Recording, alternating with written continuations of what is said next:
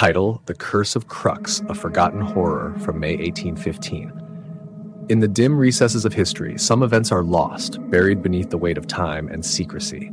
But a strange tale, whispered by survivors and feared by those who listened, has emerged from a small village known as Crux.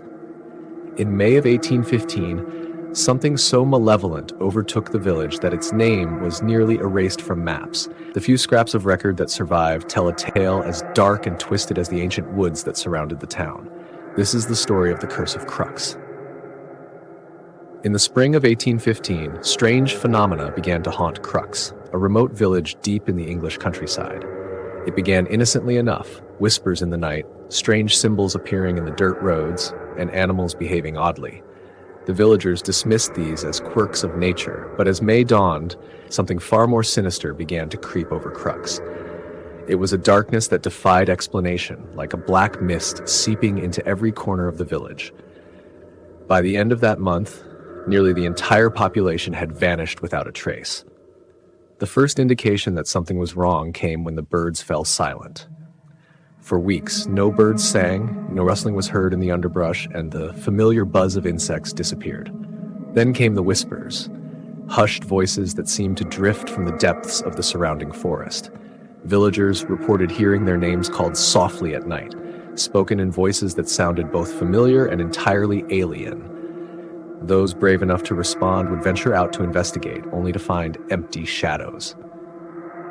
Next were the strange symbols, carved crudely into the bark of trees, etched into the ground around houses, and even appearing in the homes themselves.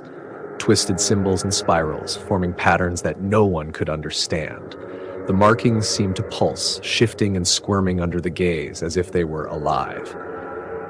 It was on the night of May 13th that the events took a turn from unsettling to outright horrifying. Martha Hale, the village healer, was the first to notice it. She had stayed up late, poring over her herbal remedies, when she noticed an odd flickering in the forest outside her window. Shadows seemed to twist and grow, and as she peered closer, she felt the unmistakable chill of eyes staring back at her from the trees. Just as she was about to scream, a figure emerged from the woods. It was her husband, Arthur Hale, who had died the previous winter. Pale and thin, Arthur staggered forward, his eyes glassy and dark. Martha could only watch, paralyzed by a terror so profound it felt as though her very blood had frozen. Arthur opened his mouth, and in a voice that sounded like dry leaves scraping together, he whispered, "Come with me, Martha." Martha never came back, and by morning her cottage was empty. Her footprints led into the forest and vanished at the tree line, just beneath one of the strange symbols etched into the ground. More villagers began disappearing in the following days. People would report seeing loved ones in the woods, long-dead family members calling to them, or strange figures draped in shadow, lurking on the edges of their property. Those who answered the calls never returned. The remaining townsfolk barricaded themselves indoors as May drew to a close, but the shadow in the woods seemed to grow stronger.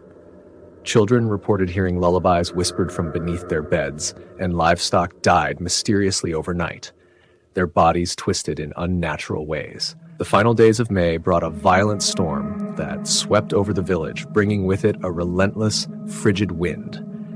At the height of the storm, Father Ezra, the village priest, gathered the remaining villagers in the church, hoping to offer them protection. They huddled together, clinging to prayer and to each other, as shadows seeped through the cracks in the old church walls. And then, at midnight, the church bell rang of its own accord. The villagers looked up in horror as the doors of the church creaked open, revealing a figure standing in the doorway, a man with hollow eyes and a face distorted by shadows. His limbs were unnaturally long, his fingers clawed, and his smile stretched far too wide, as though his skin could barely contain the grotesque expression. He moved silently into the church, his body contorting as if barely held together. Father Ezra attempted to confront him, holding his cross high, chanting prayers, but his voice wavered as the figure moved closer. It stopped inches away from him and leaned forward, a rancid breath escaping from its lips. In a voice so low and guttural it sounded like it came from beneath the earth itself, the figure spoke. "There is no God here, only the dark." The candles flickered and died, plunging the church into darkness. When dawn broke, the church was empty, its doors swinging open, and every single villager inside had disappeared. The village of Crux was left eerily silent, with not a single soul in sight. Years later, the tale of Crux's disappearance was dismissed as nothing more than a village lost to plague or famine, a casualty of harsh times. But travelers passing through the area would tell stories of strange shadows seen flitting through the ruins of the village, of whispers that followed them through the woods, and of hollow-eyed figures glimpsed between the trees. To this day, on foggy nights in the English countryside, people still report seeing strange symbols carved into the trees near where Crux once stood.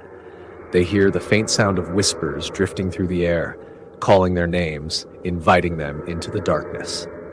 And if you listen closely on those nights, you might hear the church bell ringing, a ghostly reminder of the lost souls of Crux, a village consumed by a darkness that was never meant to be disturbed.